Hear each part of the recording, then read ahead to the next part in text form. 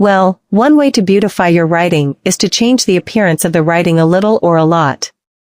We can change the appearance of our writing by making it italic. There are several ways to make italics in Word. One way to make italics in Word is to change the font shape or font style. If you don't know how, the way is to highlight or select the writing that we will change the font shape to italic. After that, go to the Home menu, then in the Font Style section, look for the italic writing shape. After finding the italic font shape and according to your wishes, just click on it and our writing will automatically change.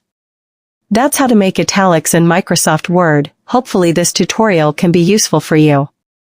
See you in the next video.